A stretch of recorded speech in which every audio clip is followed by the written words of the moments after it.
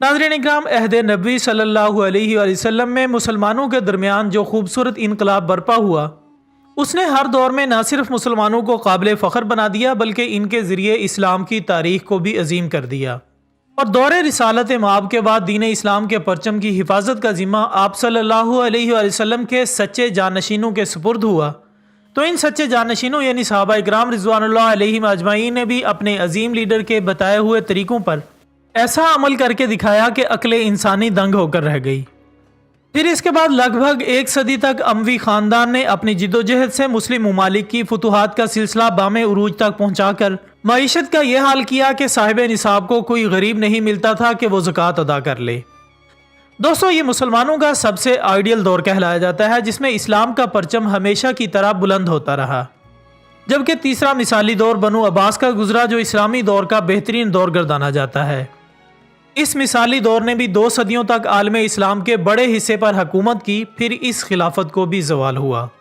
ख़वातीन हज़रात, फिर इसके बाद अरबियों की जगह अजमियों का दौर आया और इस्लाम का निशानात सानिया यानी खिलाफत उस्मानिया का क़याम अमल में आया, जो मुसलमानों के उरूज का आखिरी दौर था।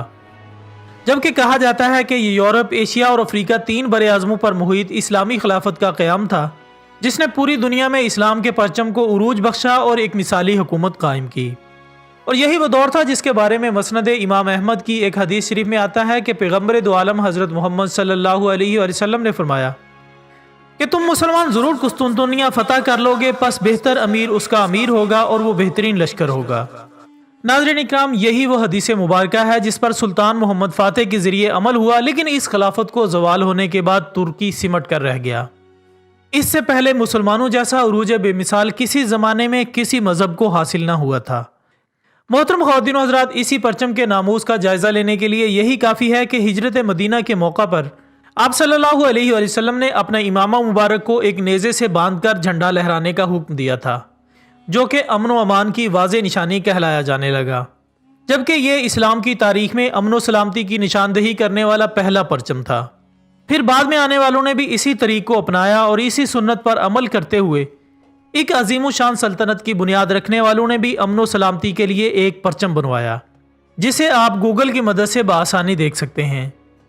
दोस्तों, अगर गूगल के ज़रिए खिलाफत उस्मानिया के इस परचम पर गौर करें तो एक हैरत अंगेज़ हकीकत का इंकिशाफ होता है जिसमें पाकिस्तान और तुर्की के झंडों की एक झलक नज़र आती है।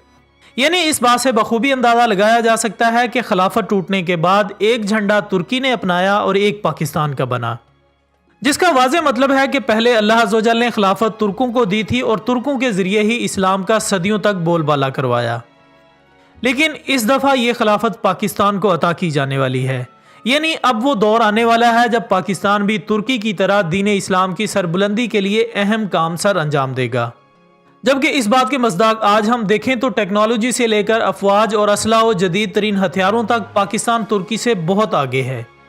और हम पाकिस्तान गैर अरब होने के बायस ये एजाज़ भी रखते हैं कि एक मरतबा आप सल्लल्लाहु अलैहि वसल्लम ने फरमाया, जिसका मफहूम है कि आखिरी ज़माने में अल्लाह गैर अरब में से एक कौम उठाएगा जो हथियारों में अरबों से भी ताकतवर होंगे और अल्लाह इनसे अपने दीन की तकमील करवाएगा। ख़वातीन व हज़रात, अब अगर गैर अरब अक़वाम पर नज़र दुराएं तो आपको समझ आ जाएगा कि इस वक्त मुस्लिम उम्मा में एक पाकिस्तान ही ऐसा गैर अरब मुल्क है जो तमाम अरबों समेत गैर अरबों से भी टेक्नोलॉजी और हथियारों में आगे है। जबकि इस हकीकत से आशनाई के बाद हज़रत नेमतुल्लाह शाह वली ने आज से 850 साल पहले पाकिस्तान के लिए जो पेशनगोइयाँ फरमाई थी वो भी पूरी होती नज़र आ रही हैं। उन्होंने न सिर्फ क़याम पाकिस्तान की पेशनगोई फरमाई थी बल्कि इस मुल्क से अल्लाह ने जो काम लेने हैं इनके बारे में भी बता दिया था। दोस्तों, नेमतुल्लाह शाह वली ने पाकिस्तान को एक ज़बरदस्त जंगजू लीडर मिलने की पेशनगोई की, जिसके मुताबिक इस अजीम लीडर की क़यादत में पाकिस्तान की इंडिया के साथ एक आखिरी और फैसला कुन जंग होगी, जिसमें इब्तदा में पाकिस्तान अटक से खैबर पख्तूनख्वा और पंजाब के कई इलाके खो देगा, लेकिन मुसलमान जंग जारी रखेंगे, जिसके बाद बिलाखिर इंडिया को मुकम्मल तौर पर मगलूब कर दिया जाएगा। नेमतुल्लाह शाह वली की ये पेशनगोइयाँ ये भी साबित करती हैं कि ग़ज़वा हिंद लड़ने वाली जिस अजीम फ़ौज का हुज़ूर सल्लल्लाहु अलैहि वसल्लम ने जिक्र किया वो पाक फ़ौज ही है। जबकि ग़ज़वा हिंद वाली हदीस में लड़ने वाली फ़ौज इसराइल के ख़िलाफ़ भी जंग करेगी, यानी यहूदियों से।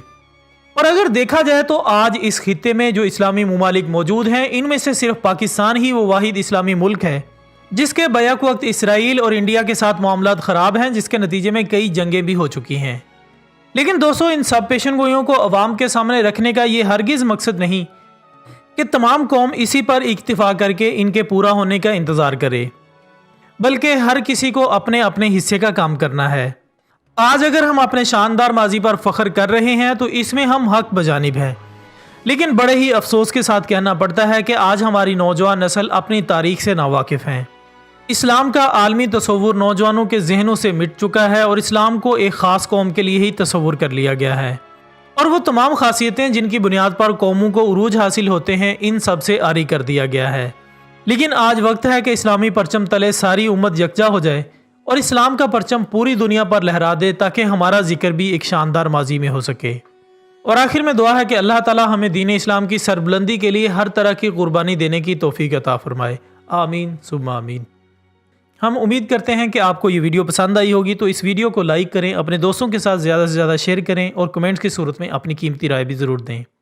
ہماری اگلی ویڈیو آنے تک اپنا، دوستوں، رشتہ داروں اور گرد و نواح کے تمام لوگوں کا بہت خیال رکھیے گا۔ اللہ حافظ۔